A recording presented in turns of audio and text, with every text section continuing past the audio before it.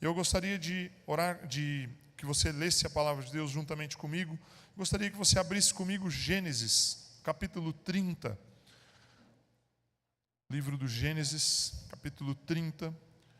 Eu confesso a você que esse texto é um texto que me intriga de certa forma. Há algum tempo eu leio ele e fico refletindo, fico pensando, tentando ver como eu aplico ele na minha vida. Mas ele tem sido um desafio para mim. Quero compartilhar algo que eu tenho pensado com você a respeito desse texto. Gênesis 30, no verso 37.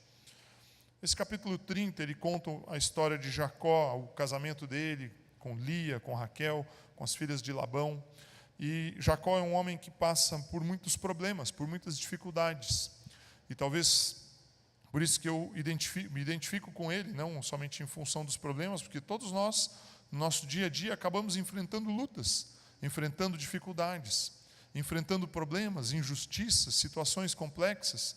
Todos nós passamos por isso de alguma forma, no nosso trabalho, na nossa casa, nas coisas, nos nossos afazeres, com os nossos familiares.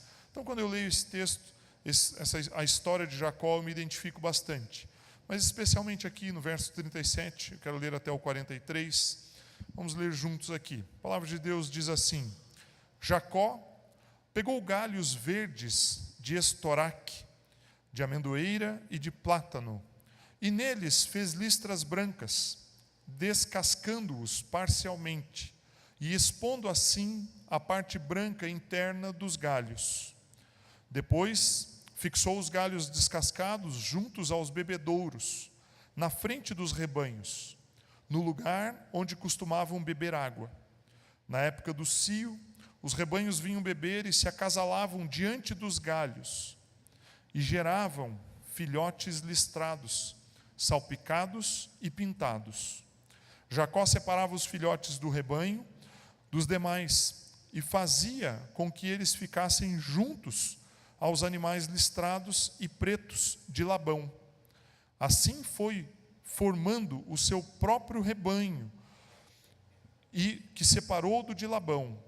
Toda vez que as fêmeas mais fortes estavam no cio, Jacó colocava os galhos nos bebedouros, em frente dos animais, para que se acasalassem perto dos galhos. Mas, se os animais eram fracos, não os colocava ali. Desse modo, os animais fracos ficavam para Labão, e os mais fortes para Jacó. Assim, o homem ficou extremamente rico, tornando-se dono de grandes rebanhos, e de servos e servas, camelos e jumentos. Bem, essa história, ela é uma história que, para te contextualizar de forma rápida, Jacó, ele morou com o seu sogro por um bom tempo, trabalhou com o seu sogro, viveu com ele por um tempo longo, e ele foi enganado pelo seu sogro. Naquela época, do ponto de vista cultural, não havia nenhuma restrição quanto ao homem ter mais de uma esposa. E o sogro de Jacó, Labão, enganou a Jacó e entregou a sua filha mais velha como esposa de Jacó. E depois ele acabou entregando também Raquel. E Labão, ele de certa forma prendeu Jacó para que Jacó ficasse com ele. E num determinado momento, se nós voltássemos um pouco aqui, quando Jacó já tinha uma estrutura, já tinha ali o seu rebanho, já tinha suas duas esposas, seus filhos, Jacó falou: eu vou embora, eu preciso seguir a minha vida. E aí então Labão fala para Jacó assim: não, o tempo que você ficou comigo, eu fui muito abençoado. Labão reconhecia que a presença de Jacó na família dele trazia um benefício para a sua própria casa. E aí Labão não queria que Jacó fosse embora. E tentava de todas as formas prender a Jacó. Mas Jacó então fez uma proposta para Labão. Jacó fez uma proposta de separar o seu patrimônio. Labão teria o seu patrimônio e Jacó teria o seu próprio. E qual era a forma? Qual foi a maneira que eles encontraram? Eles combinaram o seguinte: quando as ovelhas aqui, os animais derem cria, todo animal puro, de cor pura, é de Labão. Pode ser preto inteiro, pode ser branco inteiro, é de Labão. E aquele que for malhado, salpicado, que for listrado, se fosse uma zebra, qualquer animal que fosse listrado, esse era de Jacó. E Jacó, então, ele usa uma estratégia que não tem absolutamente nada a ver com a lógica no ser humano. Qualquer coisa que nós imaginássemos, como fazer para um animal, né, se nós pensarmos hoje, talvez do ponto de vista de estudo da genética, existam formas de você preparar isso, mas não, sei lá, 3.000 anos, 4.000 anos atrás, tanto tempo atrás assim. Eles não tinham uma forma de manipular geneticamente aqueles animais. Mas Jacó descobriu essa forma. Ele criou uma fórmula totalmente irracional. Ele pegou madeira, ele descascou a madeira, e ele colocou as varas descascadas, de cores alternadas, na frente do local onde os animais bebiam, dos coxos, dos bebedouros. E ao ir ali, o animal olhava aquela madeira listrada. E os animais, eles cruzavam ali perto, naquele local. Provavelmente era um local com uma certa sombra, ou com algum tipo de mais comodidade para o próprio animal, e eles cruzavam ali. E a partir dali, as fêmeas ficavam prenhas e tinham seus filhotes. Por que esse texto ele me intriga? Porque como que Jacó descobriu isso? De onde que ele tirou essa ideia? E como que ele conseguiu um resultado a partir disso? Eu não tenho outra explicação a não ser imaginar que o Espírito Santo foi quem trouxe essa direção para ele. E eu fico pensando como que isso refletiu numa verdade na vida daqueles animais. E aí eu comecei a pensar a respeito disso. Eu tenho pesquisado, estudado bastante sobre formação de pensamento, como que se constrói um pensamento na mente do homem, como que se constrói um pensamento e como que o pensamento se transforma em algo verdadeiro nos nossos corpos, nas nossas vidas. E, de certa forma, foi isso que Jacó fez com aqueles animais. Ele criou uma referência, ele criou um modelo, ele criou um padrão para eles. E quando os animais iam naquele local, eles olhavam aquele padrão, eles olhavam aquele modelo, e ao olhar aquele modelo, eles reproduziam de forma exterior, de forma externa ao seu pensamento, no seu corpo eles manifestavam. Então o primeiro ponto da mensagem que eu estou trazendo aqui para você é olhar para o modelo. E foi isso que Jacó descobriu. A ciência por trás do que Jacó fez foi que Jacó, ele entendeu que ele deveria dar um modelo para aqueles animais, para que aqueles animais pudessem reproduzir de forma adequada, conforme a necessidade de Jacó, para que os animais passassem a ser dele, pertencessem a ele. Então Jacó criou um modelo, guiado pelo Espírito Santo. Foi isso que ele fez. Muitos anos depois, Jesus Cristo, ele nos descreveu de uma forma a lógica que estava por trás do que Jacó fez. Ao ministrar o Sermão do Monte, se você quiser abrir aí comigo a sua Bíblia, em Mateus 6, Jesus, ao ministrar ali para os seus discípulos no monte, no versículo 22 de Mateus 6, Jesus diz assim: os olhos são a candeia do corpo. Se os seus olhos forem bons, todo o seu corpo será cheio de luz. Mas, se os seus olhos forem maus, todo o seu corpo será cheio de trevas. Portanto, se a luz que está dentro de você são trevas, que tremendas trevas são. 22 e o 23 apenas. Então, Jacó descobriu que aquilo que os animais olhavam era o que se refletia dentro deles. Os olhos daqueles animais eram a fonte de entrada de todo o modelo de comportamento que os animais tinham.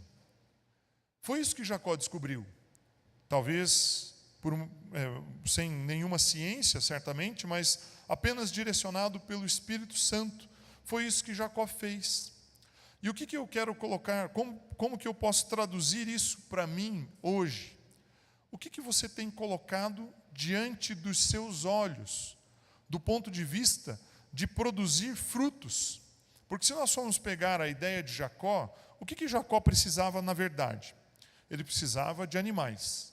Naquele tempo, o dinheiro era algo que não existia, não se trabalhava para receber um salário, ninguém tinha conta bancária, ninguém prestava serviço com registro em carteira para receber um salário no final de um mês. Não era esse o modelo. O modelo econômico era: você tem os seus animais, você faz aquela produção crescer, você tem um pedaço de terra, você produz algo ali, e o trabalho manual, né, a pessoa que sabia fazer algum tipo de trabalho, um ferreiro, um marceneiro, né, um carpinteiro, as profissões baseavam principalmente o seu ganho naquilo que se produzia, ou na terra, ou na habilidade manual que a pessoa tinha. E Jacó, nada mais do que ele precisava era recurso. E esse recurso viria da onde? Ele não tinha uma habilidade manual, ele não trabalhava, ele não produzia algo com as suas mãos, ele era um pastor de ovelhas, de animais, ele fazia o pastoreio. E o que um pastor faz para poder criar, ampliar o seu ganho, ampliar os seus recursos? Precisa que o seu rebanho multiplique. E nesse acordo que ele fez com Labão, ele precisava que o rebanho multiplicasse e que nascesse de um determinado jeito. No fim das contas, Jacó precisava de animais. Isso era o que ele precisava. E muitas vezes nós, nas nossas vidas, o que nós precisamos para nós? Nós precisamos de um fruto, produzir algo. Eu não estou aqui fazendo um paralelo apenas com o que Jacó produziu do ponto de vista de finanças, mas tudo que nós fazemos é reflexo ou reflete em algum fruto. No seu relacionamento com a sua esposa, com o seu esposo, você tem um fruto, que é o seu filho, a sua filha. No seu relacionamento, você tem um fruto, um outro tipo de fruto, que é talvez aquilo que vocês produziram juntos com o trabalho que vocês têm, talvez uma casa, ou um local para morar. Você no seu relacionamento familiar, você tem muitos tipos de frutos diferentes. Você tem paz, você tem alegria, ou você pode ter discussões, brigas. Tudo aquilo que nós produzimos são frutos. Tudo aquilo que nós refletimos são frutos. Na semana passada, domingo passado, eu e a Andréia demos um testemunho aqui a respeito das nossas vidas. E uma das coisas, ao longo desse tempo em que nós estamos juntos, que eu fico muito impressionado quando eu olho para trás, é como os nossos filhos são um reflexo daquilo que nós fazemos. Nós compartilhamos aqui, acho que a maioria de vocês, quem estava aqui domingo passado, por gentileza, levante sua mão, só para que eu tenha uma ideia, né? E vocês ouviram ali, viram as crianças aqui conosco, algumas fotos até que nós mostramos. Os nossos filhos são adotivos.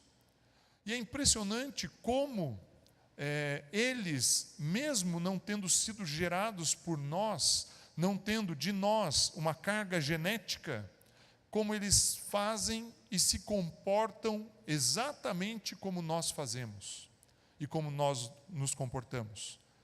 Isso foi motivo, eu tive a oportunidade de conversar com algumas pessoas que trabalham nessa área, na área médica, e de um modo geral, resumindo todos os contatos que eu consegui fazer com pessoas da área da educação, eu cheguei num número. O número é 70% do que os nossos filhos fazem são reflexo do ambiente. E 30% do comportamento deles é da carga genética. Exceto se houver algum problema de saúde, alguma doença ou alguma coisa assim, que aí a carga genética ganha mais força. Mas 70% do que os seus filhos fazem é reflexo daquilo que eles estão vendo, das varas brancas e verdes que estão diante dos olhos deles, daquilo que você coloca diante dos olhos deles, porque você é a primeira pessoa a colocar algo diante dos olhos dos seus filhos. Às vezes as pessoas nos procuram para um aconselhamento ou para uma conversa, falam assim: meus filhos estão gritando comigo. Eu falo: pare para pensar um pouquinho como que você está se comportando com eles. Nós vivemos isso. Muitas vezes o comportamento dos nossos filhos: por que meu filho tem essa postura, esse posicionamento? Quando eu faço uma autoanálise, olho para mim mesmo, eu falo assim: não, mas ele está simplesmente refletindo aquilo que eu estou fazendo. Então o que Jacó descobriu é: se eu fizer com que os animais olhem um padrão, um modelo, eles vão procriar nesse padrão. E isso é uma verdade na minha vida tão forte, na sua vida tão forte, que nós não conseguimos nem perceber, porque é algo tão corriqueiro. Nós falamos bastante a respeito da cultura. Essa semana, no meu trabalho, eu entrevistei uma pessoa, fiz um processo seletivo, entrevistei uma pessoa, e as referências que eu busquei dessa pessoa, com outros que já tinham trabalhado com ele, me diziam assim, as referências vinham e falavam assim, ele é uma pessoa extremamente honesta, muito honesto. Tão honesto a ponto de brigar com os outros dentro do trabalho, porque se algum colega fizer algo errado, ele briga com a pessoa, ele se indispõe com as pessoas. Ele não tolera conviver com a desonestidade. Isso parece natural para nós, mas se nós formos olhar, de uma certa forma, nós toleramos muito as coisas erradas. Vou te dar um exemplo, não precisa levantar a sua mão. Você nunca na sua vida, ao dirigir, furou um sinal vermelho. Nunca. Nunca excedeu o limite de velocidade. Então, se nós temos uma tendência de tolerar determinadas infrações. E aí me deram uma referência dessa pessoa que ele era intolerante completamente. E ao conversar com ele, ao fazer a entrevista, na sexta-feira eu conversei com ele há algum tempo, percebi que isso era um fato. Aí ele falou assim para mim, é que eu acho que eu nasci no país errado, porque aqui no Brasil as pessoas toleram muito os erros. E fora é diferente, e realmente é diferente, em outros países realmente é diferente nesse sentido. E o que aquela frase ficou ecoando na minha mente, e eu fiquei pensando, o que influencia a nossa cultura, a ponto das pessoas olharem para nós e acharem que nós temos mais leniência, mais tolerância com o errado. E eu fiquei pensando quais são os pontos que mais influenciam a nossa cultura. E uma das coisas que influenciou muito, eu tenho 42 anos, pelo menos a minha geração, hoje muda um pouco esse perfil de consumo, são as novelas. São programas que, de certa forma, disseminam uma maneira de pensar. E eu fiquei pensando, como que funciona o mecanismo de uma novela? A novela é uma história, dura de 4 a 6 meses aproximadamente. Só que qual que é a característica dela? Ela passa quantas vezes por semana? Passa 6 vezes por semana, diariamente. E aí, o que acontece? Todo dia você assiste um pedacinho. Aquilo vai modelando a maneira das pessoas pensarem. E é isso que Jacó fez com aqueles animais. Ele colocou uma referência, um modelo, onde os animais olhavam e se comportavam daquele jeito. E é assim que nós somos tratados pela mídia muitas vezes. A mídia ela faz um estudo, ela analisa um comportamento. Nós fazemos isso aqui. Há pouco ali, antes do culto começar, eu estava conversando com a Ana Cláudia. Nós vamos ter o evento, o Eduardo falou, vamos ter o evento de abertura da FATEM na próxima terça-feira, às 19h30, aqui na igreja. E nós postamos um link patrocinado no Facebook. E aí você consegue ver. Você vê, quantas mulheres acessaram, quantos homens, qual o perfil de idade. A mídia trabalha isso conosco. A mídia faz isso conosco. Você nunca abriu o seu YouTube, você começa a ver uns vídeos, vi um vídeo, 2, 3, de repente aparece uma sugestão de um parecido com aqueles. Essa inteligência, esse mecanismo de inteligência artificial, ele vai produzindo coisas que você quer ver. Ele está usando o seu padrão, o seu modelo, o que você gosta de ver. Eu abro o YouTube do meu filho e tem um monte de vídeo lá de brincadeira, de vídeos cacetados. Ele adora essas coisas. Mas ele tem um monte. Por quê? Porque o YouTube sabe que ele gosta e vai postando. Então, tudo aquilo que nós fazemos rotineiramente muda o nosso jeito de pensar. Mas o que mais me impressiona nesse texto é que Jacó, ele conseguiu externalizar, transformar exterior o comportamento daqueles animais ao eles olharem para aquele padrão. E é isso que acontece conosco. Nós somos moldados por aquilo que nós vemos. Somos moldados por aquilo que nós assistimos na TV, pela forma como nós conversamos com as pessoas, pelo tipo de conversa que você tem com as pessoas. Então, os teus interesses particulares, eles são reforçados no seu comportamento. Você assiste um tipo de filme, você sempre assiste aquele tipo de filme, você se interessa por aquele assunto, você passa a olhar ele e aquilo vai transformando a sua vida. Não passei lá para os irmãos um texto, mas gostaria que você abrisse comigo Salmo 15. O Salmo 15 diz assim: Senhor, quem é... Oh, perdão, 115. Não é o 15, é o 115. Espero que eu não esteja errado. Como eu não passei ele antes.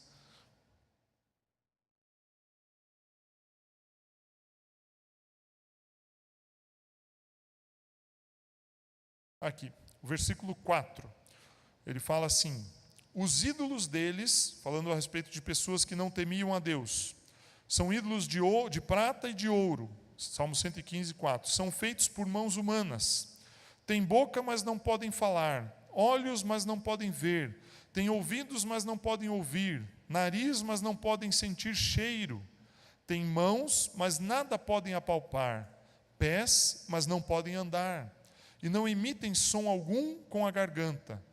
E aí o versículo 8 ele diz assim: tornem-se como eles aqueles que os fazem, e todos os que neles confiam. O texto diz o seguinte, que quando nós... Deixa eu pegar uma outra versão aqui. Uma outra versão diz assim, a respeito do versículo 8, ele fala assim: tornem-se semelhantes a eles os que os fazem e quantos neles confiam.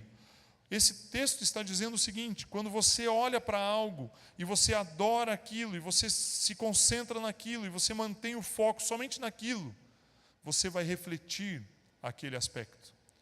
Então, se uma pessoa é viciada em olhar pornografia na internet, é isso que ele vai refletir no seu dia a dia. Ele não vai poder olhar uma mulher passando, se for um homem no caso, ou se for uma mulher que está viciada ali. Qualquer pessoa que passar vai se tornar atraente aos seus olhos. Por quê? Porque aquilo está encharcando a sua vida. Se uma pessoa gosta de fofocas, o Facebook é um campo, perfeito para isso. E ela, diariamente, ela fica convivendo com a fofoca. Ela não vai poder ver uma pessoa e falar: olha, você sabe da última? Você viu o que aconteceu com fulano? Porque aquilo se torna algo que é exterior. E era isso que os animais de Jacó estavam experimentando. Eles estavam olhando um modelo, e esse modelo estava sendo transportado para o seu corpo físico. Foi isso que Jacó vivenciou. Ele olhava aquele padrão, os animais olhavam aquele padrão diariamente, e o que é mais importante, mais impactante, é o meu segundo aspecto aqui. O modelo para aqueles animais, ele estava acontecendo no seu dia a dia, no cotidiano. Vamos ler ali novamente. Gênesis 30, 37. Quando ele diz o seguinte, que depois que ele fixou os galhos descascados, versículo 38, junto aos bebedouros, na frente dos rebanhos, no lugar onde costumavam beber água. Ou seja, quer algo mais cotidiano para um animal do que beber água? Só eu aqui, enquanto eu estou falando, eu já fiz isso umas 5 vezes. Tudo bem que eu estou falando e a boca vai secando, então eu vou bebendo água. Mas o que é o importante aqui? O primeiro ponto que eu te trouxe é: você reflete o modelo. Aquilo que você olha se transforma em algo verdadeiro na sua vida. Agora, é aquilo que você olha uma vez no mês que vai mudar a sua vida? Não. É aquilo que você faz cotidianamente. Cotidianamente. Até os meus 18 anos, eu era cristão, católico, frequentava a igreja, cumpria todos os ritos, obrigações ali dentro. Mas por que o impacto era tão baixo na minha vida, no meu dia a dia? Por quê? Porque eu era incentivado a cumprir um ritual, como se fosse cumprir uma obrigação, quase que como se fosse um imposto do governo, de ir ao local de culto uma vez por semana. E ali olhar e participar daquele momento por aproximadamente 1 hora, 50 minutos. Então o poder de influência que isso tem sobre a minha vida era muito baixo. Que isso tinha, era muito baixo. Por que eu estou dizendo isso para você? Porque quando Jacó entendeu que os animais precisariam olhar o padrão no momento em que eles estivessem fazendo algo corriqueiro, aí sim isso ganhou o poder na vida deles. transformou aqueles animais. Quando nós nos comportamos de uma determinada forma, consistentemente, frequentemente, aí sim, isso transforma as nossas vidas.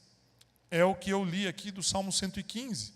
Quando alguém adora algo, começa ali a prestar um culto, começa a se dedicar, começa a olhar, a se aprofundar naquilo, aí você passa a refletir aquele comportamento. Eu estou estudando, estou fazendo um curso, uma pós-graduação. Ontem eu tive aula, um professor cristão. Tive a oportunidade já de trabalhar com essa pessoa numa empresa, um homem temente a Deus. Mas ontem foi a primeira vez que eu tive uma aula presencial com ele. Ficamos das 8 da manhã às 5 e pouco da tarde juntos, ouvindo. E ainda acabei usando o meu tempo de almoço, uma hora de almoço, e ainda almoçamos juntos. E ali eu entendi, porque todas as vezes que eu encontrava com ele, nós conversávamos tão pouco da igreja, e muito mais a respeito da área de conhecimento dele. Porque ele vive aquilo. Diariamente ele trabalha com finanças, era uma aula sobre gestão de finanças.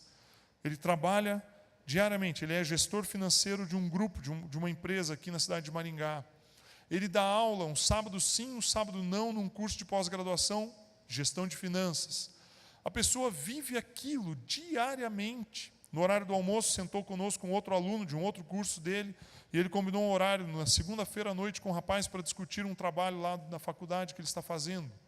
Então aquela pessoa, ele vive isso tão intensamente que a vida dele se reflete em gestão de finanças. Nós somos assim.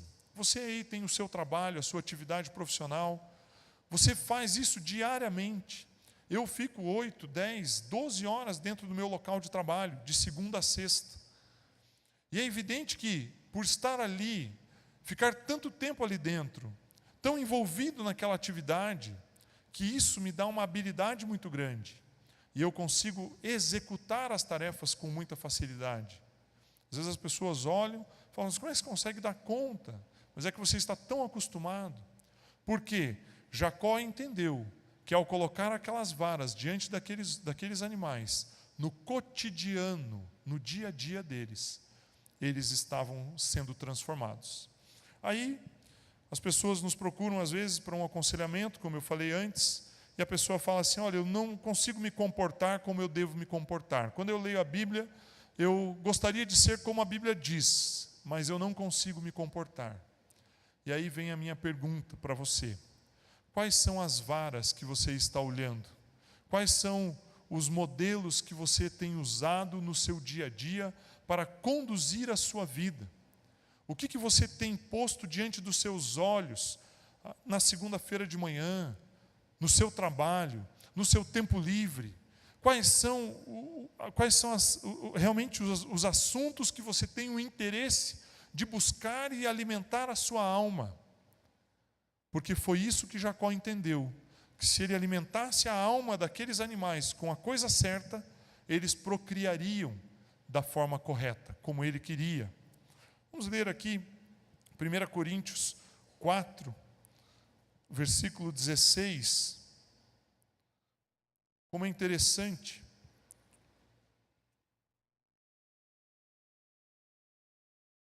Olha o que Paulo diz para a igreja de Corinto. 1 Coríntios 4,16 diz assim, só um pouquinho, eu vou ler, vai ficar diferente do que você está lendo aqui no telão. Diz assim, portanto, suplico-lhes que sejam meus imitadores. É como se Paulo estivesse falando assim, vocês da igreja de Corinto são aqueles animais lá de Jacó, e eu sou as varas colocadas no bebedouro. Então eu quero que vocês me imitem. E a palavra imitar aqui, o texto original no grego, é exatamente a palavra mímica. Sabe quando a gente brinca de mímica? Você vai imitar alguma coisa? Um animal ou uma profissão? Mímica é fazer igual. Era isso que Paulo estava dizendo. Vocês vão imitar aquilo que eu estou fazendo.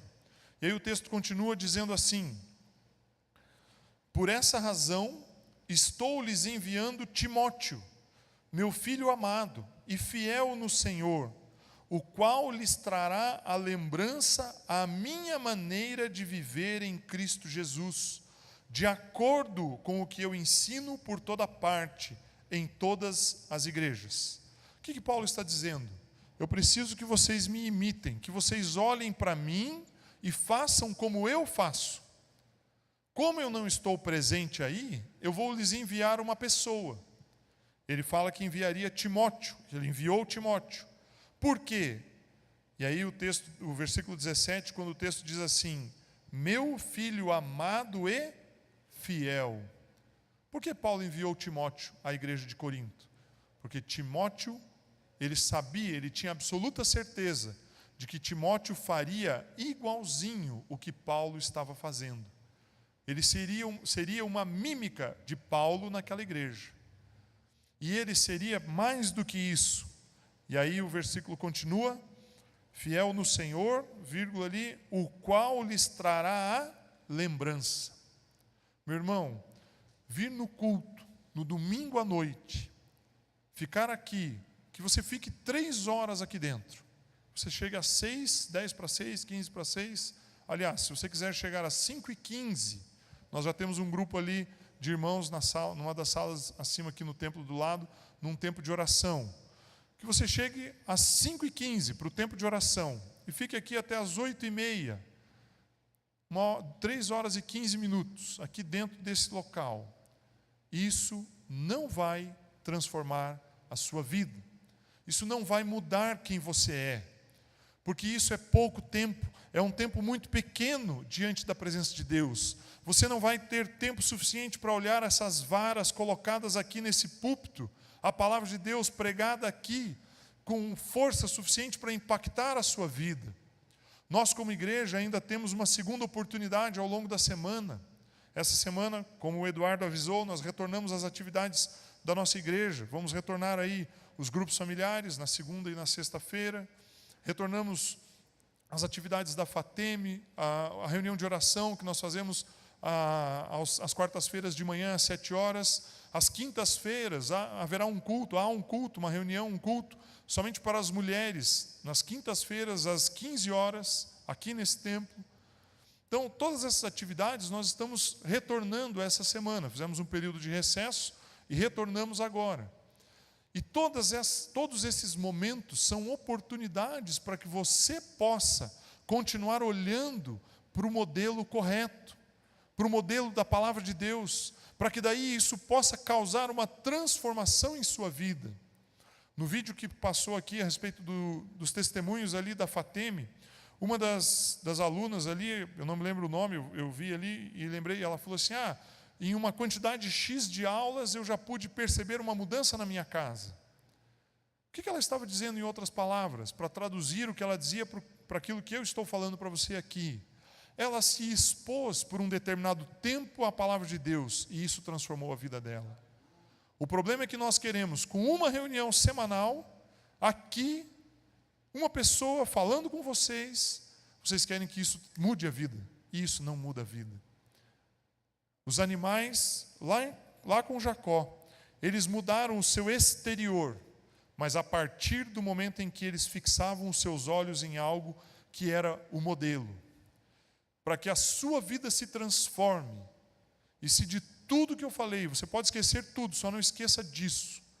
Para que a sua vida se transforme, você precisa mudar aquilo aonde você está pondo os seus olhos, no que você está pondo os seus olhos. Se você põe os seus olhos nas coisas ruins, nas coisas erradas, você vai transmitir coisas erradas. Hoje eu fiz, na parte da tarde, estava em casa, tive a curiosidade, entrei num site de notícias, fiz isso com o meu celular, acho que até está aberto aqui. E eu comecei a correr o dedo aqui no celular e olhar de 8 notícias que eu li ali, só li as manchetes. 6 falavam sobre roubo, morte ou algum tipo de acidente. E aí quando eu leio João 10, capítulo 10, versículo 10, Jesus ele declarou o quê? Que Satanás veio para roubar, matar e destruir.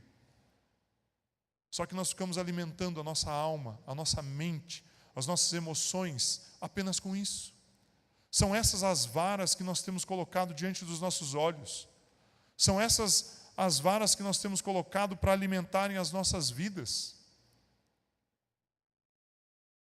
Ou você viveria comendo só pipoca o resto da sua vida, sem comer nenhum outro tipo de alimento.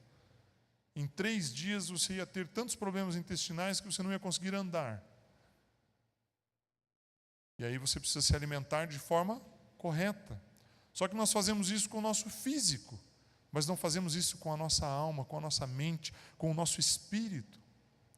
Nós precisamos mudar a nossa forma de agir, o nosso comportamento nesse sentido.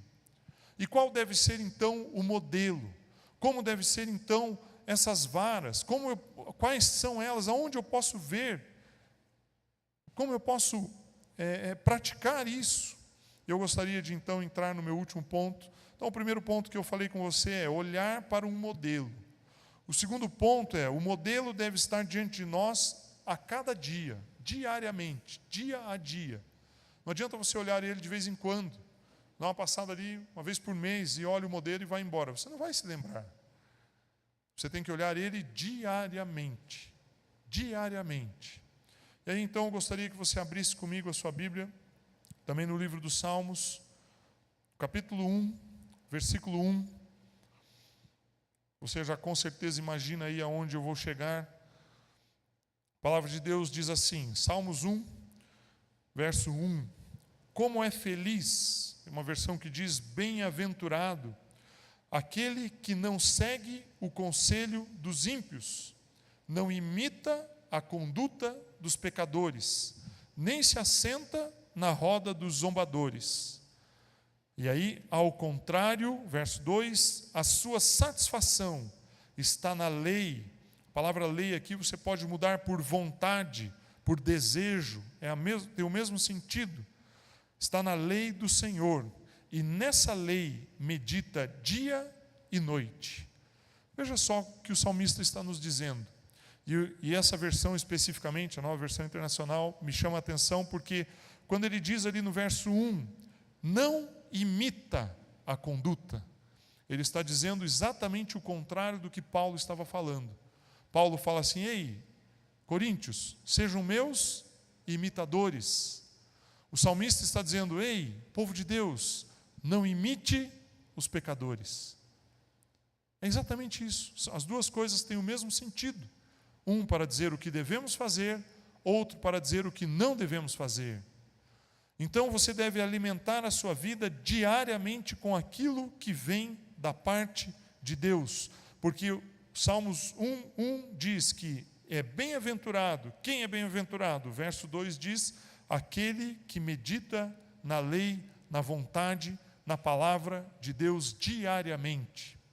E aí, como último tópico, entrando nesse último ponto, qual é a solução então? Qual é a forma que você tem para mudar o seu exterior, para mudar o seu modelo interior, para que você possa refletir exteriormente a vontade de Deus, a presença de Cristo, o modelo de Cristo? É meditar na palavra de Deus. Não existe outro meio, não existe outro caminho, não existe outra forma. Você precisa meditar na palavra. A palavra é o que vai transformar a sua vida. Nós temos, principalmente nós cristãos evangélicos, às vezes temos algumas preocupações quando você fala em meditar. Outro dia eu estava conversando com a minha filha, falei para ela que era necessário meditar na palavra de Deus. Ela falou, então vou ter que cruzar as pernas e ficar assim. Eu falei, não exatamente isso, porque essa pessoa não está meditando na palavra, mas é algo parecido com isso. O meditar é nosso. Outras religiões ocuparam isso, se aproveitaram desse conceito, se aproveitaram desse entendimento, mas o que nós devemos fazer é meditar. E o que fazer para meditar? Primeira coisa, Jacó colocou as varas diante dos animais no local deles tomarem água. Então, na sua rotina, no seu dia a dia, pare um minutinho, faça uma pausa pequena, ouça a palavra de Deus, leia a palavra de Deus. Eu já falei esse exemplo aqui várias vezes, pegue um papelzinho, Escreva à mão ou imprima no seu computador ali, a forma como for mais adequada, uma tirinha com um versículo para você. Você mesmo pode fazer isso. Ponha isso no seu bolso, no bolso da sua calça. Ao longo do dia você põe a mão no bolso ali para pegar alguma coisa, você puxa aquele papelzinho e lê. Por muito tempo eu fiz isso na minha mesa onde eu trabalhava. Pus lá, tinha um calendário ali que eu usava, na parte de baixo era fixo, eu colei ali um versículo. De vez em quando eu ia lá, arrancava aquele e punha um outro. Medite. Meditar é você diariamente ler, ruminar. A palavra meditar, na verdade, ela tem um sentido de resmungar, repetir, citar, pensar, falar. Você precisa ocupar um espaço que está na sua mente, que hoje você preenche com outras coisas. E isso muda a sua forma de agir, muda a sua forma de pensar, muda o seu exterior. Aqueles animais, eles foram transformados a partir do momento em que eles olharam para um modelo. O que eu estou sugerindo para você é, se você quer se comportar de uma forma diferente, ou, vamos fazer um parênteses aqui, ou ninguém aqui, em nenhum momento da sua vida, você parou e olhou para trás diante de uma situação e falou, meu Deus, por que eu fiz isso? Por que eu falei aquilo? Por que eu gritei? Por que eu fiquei tão nervoso? Por que eu perdi a paciência? Por que eu usei de certa violência com os meus filhos? Com o meu esposo, com a minha esposa? Por que eu me comportei desse jeito? Quantos de nós aqui já não se arrependeram, já não olharam para trás? Ou por que eu tomei essa decisão? Por que eu comprei esse objeto com tantas prestações de uma forma que eu não poderia pagar? Quantos de nós já não pensamos isso? Em alguma circunstância da sua vida? E quando você começa a pensar a respeito dos seus problemas, e você começa a dedicar um certo tempo a respeito dos seus problemas, e começa a ruminar eles, você está fazendo o quê? Meditando. Você está meditando, mas meditando por uma coisa ruim. E aí a sua vida começa a ficar preocupada, você começa a ficar ansioso. Você começa a falar, meu Deus, não vou conseguir pagar minhas contas. Meu Deus, viver com meu marido não está fácil. Viver com os meus filhos não está fácil. Estou com dificuldade aqui porque meus filhos não se comportam de uma forma diferente. Mas você já pensou em mudar você para ver como eles vão refletir o comportamento deles? Só que como que você muda o seu comportamento? E aí eu fecho o meu parênteses aqui. Você muda o seu comportamento quando você coloca a vara correta diante dos seus olhos. E essa vara tem que ser a palavra de Deus. Olha o texto aqui comigo, Provérbios 15, versículo 13. Diz assim, olha como é engraçado isso. A alegria do coração transparece no rosto. Então, dependendo do que você põe dentro do seu coração, e evidentemente que coração aqui, o escritor de Provérbios não está falando do órgão fisicamente, mas do sentimento, dependendo do que você coloca no seu coração, isso vai transparecer no seu rosto. Quantas vezes você não olhou para sua esposa e para o seu esposo, bateu o olho e falou, tem algum problema, tem alguma coisa errada. Porque ele simplesmente está refletindo algo que está no coração. E o texto continua dizendo assim, 13, o coração transparece no rosto, mas o coração angustiado oprime o espírito. Ou seja, quando nós temos alegria no nosso coração, isso vai transparecer para as outras pessoas. Mas quando o seu coração está preocupado, ansioso, angustiado, isso também vai transparecer, mas vai trazer opressão, vai ser algo negativo. Provérbios 17, 22 também fala assim, o coração bem disposto é um remédio eficiente, mas o espírito oprimido resseca os ossos. Muitas vezes nós sofremos tanto, passamos por tantas dificuldades nas nossas vidas, não conseguimos lidar com aquilo, que fisicamente adoecemos, fisicamente sofremos. Por quê? Porque por muito tempo você põe os olhos naquilo que é negativo. Talvez porque as circunstâncias da vida te levaram para isso. Talvez não tenha sido algo voluntário que você procurou, mas você só pode transformar a sua vida se você refletir, meditar, buscar a palavra de Deus. mais nada pode transformar a sua vida. Não adianta você pensar, colocar livros de pensamento positivo na sua prateleira, na cabeceira da sua cama e lê-los. Não adianta você querer transformar ali o seu ambiente, pintar as paredes de uma cor bonita, porque dizem que aquela cor te dá mais energia, ou mais isso, ou mais aquilo. Não são as coisas exteriores feitas pelo homem que vão mudar o homem. O que muda as pessoas é a palavra de Deus, são os decretos do Deus Altíssimo a seu respeito. É isso que pode transformar a sua vida. Agora, o último pensamento que eu quero colocar para você, ainda no Salmo 1, existe um conselho aqui, um conceito, que assim como Jacó colocou aquelas varas diante dos animais, e eu vou finalizar aqui com esse pensamento, assim como Jacó colocou as varas para aqueles animais, a palavra de Deus, no Salmo 1, ele diz que a pessoa que medita dia e noite na palavra de Deus, ele é semelhante a algo. Semelhante a quê? É como a árvore plantada, versículo 3, à beira de águas correntes, que dá fruto no tempo certo, e suas folhas não murcham. Tudo o que ele faz prosperará. A árvore plantada junto a um ribeiro é semelhante àquelas varas colocadas diante dos animais de Jacó. O que mantém aquela árvore viva? Não é exatamente a terra faz parte daquele processo. Não é a árvore em si, mas é o fato dela estar junto. Junto do quê? Das águas vivas, de águas que dão nutrientes, que dão vida para aquela árvore. Então, o homem que medita na lei do Senhor, na vontade de Deus, de dia e de noite, ele é como essa árvore, plantada ali, junto àquele ribeiro. E esse ribeiro ele é uma representação de quem? De quem é? Quem é a representação desse ribeiro aqui? Quem? Jesus Cristo. Jesus é o rio da vida. Jesus Cristo está ali transmitindo vida através daquela água. E se você medita na palavra de Deus de dia e de noite, você é como uma árvore colocada naquele lugar. A palavra plantada aqui, no original do hebraico, ele se refere a uma árvore que ela foi transportada. Ela não nasceu ali naquele lugar. Ela foi retirada de um lugar, levada para um outro lugar e colocada lá. Então, isso aconteceu com você. No dia em que você ergueu a sua mão e aceitou a Jesus Cristo, você saiu do reino das trevas e foi plantado no reino da luz. Você foi transportado.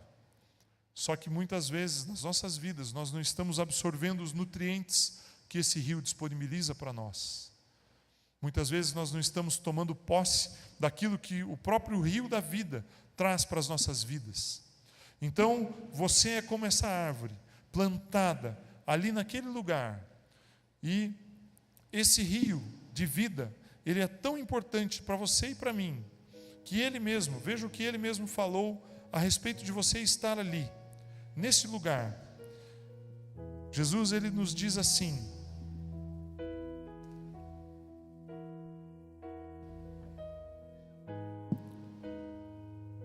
Jesus nos fala, no último dia, o mais importante dia da festa, Jesus levantou-se e disse em alta voz: se alguém tem sede, venha a mim e beba.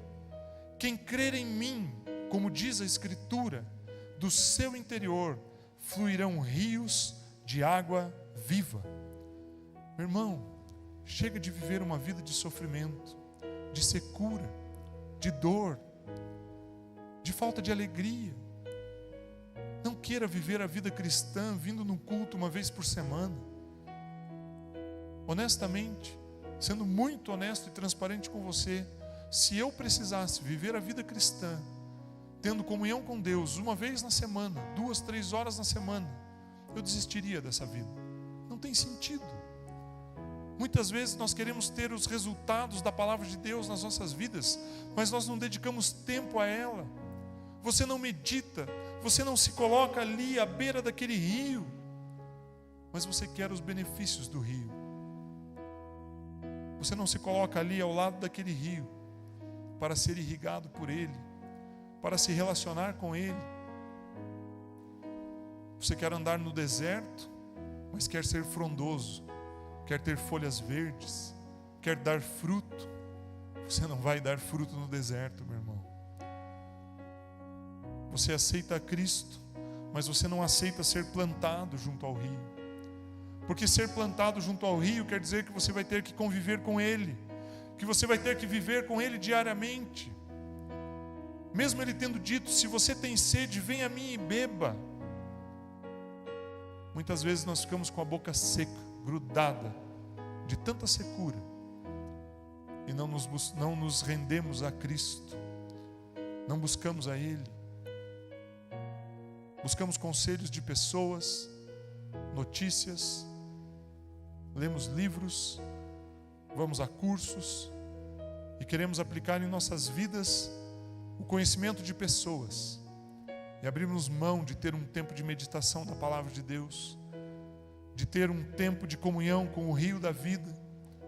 Abrimos mão de olhar o modelo correto, de olhar o modelo que foi criado por aquele que formou a sua vida.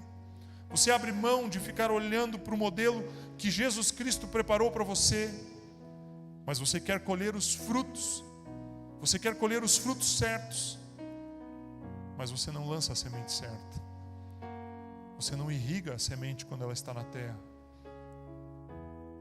Jesus Cristo, Ele falou: se alguém tem sede, venha a mim e beba. Quem crer em mim, como diz a Escritura, do seu interior fluirão rios de água viva. E o texto continua dizendo, Ele estava se referindo ao Espírito. Nós cantamos no início: Espírito Santo, Tu és bem-vindo a este lugar. Mas nós queremos tratar o Espírito Santo assim como nós muitas vezes tratamos os nossos filhos hoje. Entramos em casa com um aparelhinho como esse nas nossas mãos e ficamos aqui, mexendo. O filho vem e fala com vocês, fala: já vejo, só um pouquinho, já vou. É assim que nós tratamos Deus, é assim que nós tratamos o Espírito Santo. Nós simplesmente estamos refletindo algo. Deus tem falado conosco, só que nós não temos dado ouvido. Hoje de manhã, não sei exatamente o horário aqui, vou fazer uma citação que pode parecer muito estranha para você, mas na verdade eu vi isso à tarde, Aconteceu de manhã. Eu já tinha essa mensagem, esses papéis aqui já estavam impressos, estava tudo pronto. E eu olhei no meu celular, o Papa Francisco, maior autoridade da Igreja Católica, falou hoje, no momento em que ele estava lá na Praça de São Pedro, declarando uma palavra. Ele falou assim: eu gostaria que todo membro da Igreja Católica lesse a Bíblia o mesmo tempo que ele gasta com o celular. Deus tem usado a boca de pessoas que nós podemos considerar improváveis. Só que nós preferimos o que é fácil, a diversão, a facilidade, a conveniência. Quantas crianças eu vejo hoje com um aparelho como esse nas suas mãos, e os pais entregam, porque a criança faz o quê? Silêncio, e fica calma, e fica quieta. Que controle você tem do que ele está vendo aqui? Que controle você tem do modelo que você está dando para o seu filho? E aí quando você vê o fruto, você acha: olha, mas por que está falando desse jeito comigo? Nós perdemos a referência do que é correto. Jacó, para aqueles animais, ele deu uma referência. A árvore que foi plantada junto àquele ribeiro, ela tinha uma referência. A referência era o rio. O rio é a referência. Você tem que parar de achar que você vai conseguir resultados extraordinários do ponto de vista cristão, enquanto você não tiver uma meditação extraordinária, enquanto você não mudar os seus pensamentos. Maus pensamentos, eles não são substituídos, eles não são resolvidos por bons pensamentos. Maus pensamentos, eles são resolvidos por meditação na palavra de Deus. Nós muitas vezes nos preocupamos com as pessoas, como devemos tratá-las, como devemos tratar uma pessoa em maior dificuldade, um mendigo, uma pessoa pobre. Nos preocupamos em como tratar uma pessoa abastada. Mas o reflexo do tratamento das pessoas nasce aqui. E o que nasce aqui são sentimentos que, se não estiverem alimentados pela palavra de Deus, sempre serão errados. Agora, a boa notícia, meu irmão, é que esse rio está disponível para você. Ele está disponível. Ele é seu. Basta que você deseje mudar. Agora, eu não tenho como pegar as pessoas que são lá do meu grupo familiar, os membros do meu grupo familiar, as ovelhas que eu apacento ali. Eu não tenho como pegar e enfiar a palavra de Deus na cabeça deles. Até porque, se colocar na mente não vai resolver, tem que colocar no espírito, para que haja uma transformação. Olha o que Jesus fala a respeito do rio da vida. E eu prometo para você, só não vai ser o último texto que eu vou ler, porque eu ainda vou fazer a ceia. A palavra de Deus em Apocalipse, no capítulo 22.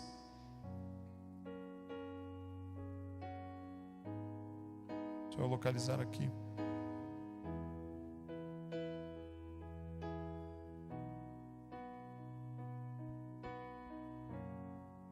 Apocalipse 22, verso 1. Jesus, ele nos fala assim, a palavra de Deus nos diz assim: então o anjo me mostrou, que é João que estava tendo a visão, o rio da água da vida, que, claro como cristal, fluía do trono de Deus e do Cordeiro, no meio da rua principal da cidade. De cada lado do rio estava a árvore da vida, que frutifica 12 vezes por ano, uma por mês.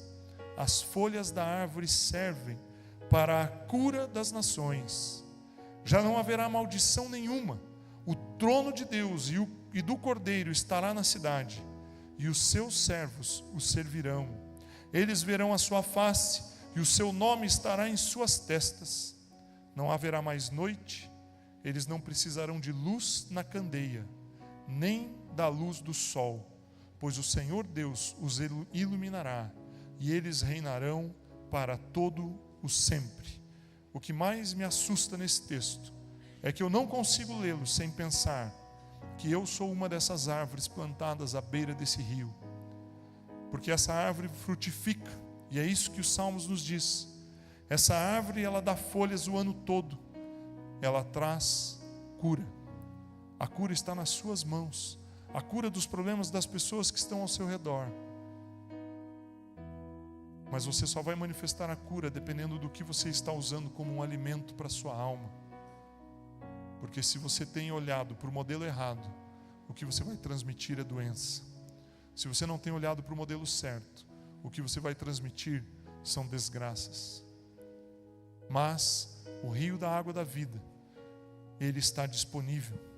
Vou ler novamente o versículo 1 e 2, diz assim: então o anjo me mostrou o rio da água da vida, que claro como cristal, água limpa, fluía do trono de Deus e do Cordeiro, e no meio da rua principal da cidade, de cada lado do rio, estava a árvore da vida, que frutifica 12 vezes por ano, uma por mês. As folhas da árvore servem para a cura das nações. Muitas vezes nós olhamos as pessoas aí fora e falamos: quem poderá ajudá-las? Você, nós somos responsáveis por isso.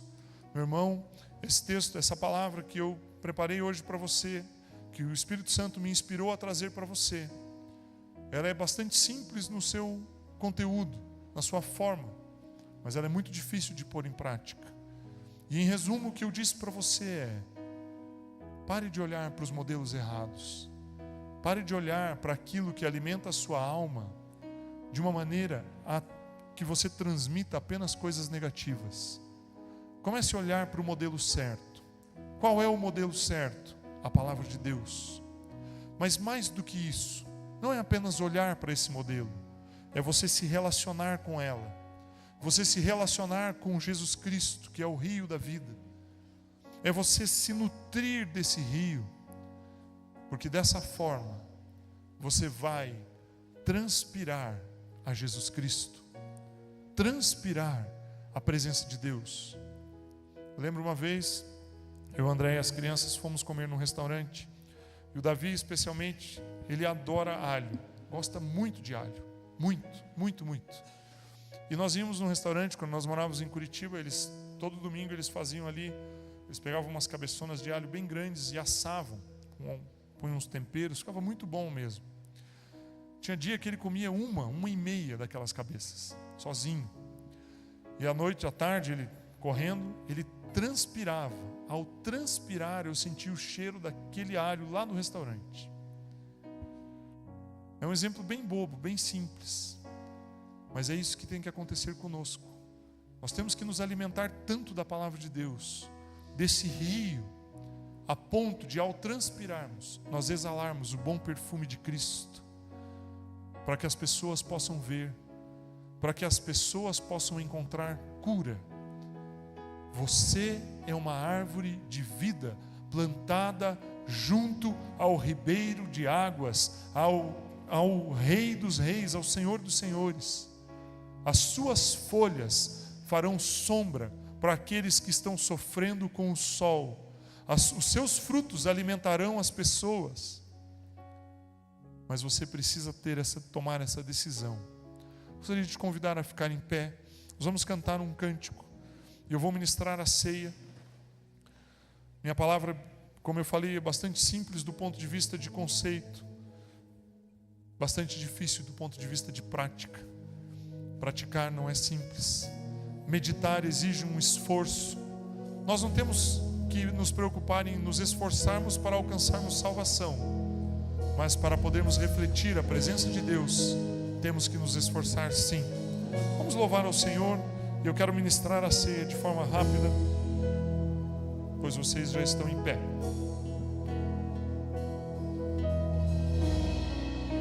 Clamo teu nome, Jesus, meu socorro.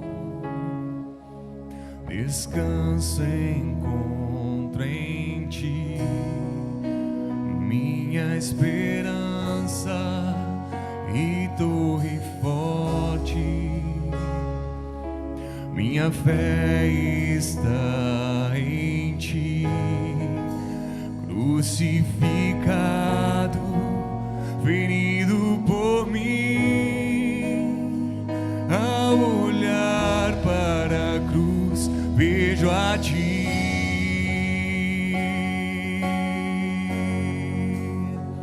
Vejo a graça no sacrifício teu, vejo amor que me alcançou, o teu sangue que me santificou, me curou, livre me fez. Vejo a graça.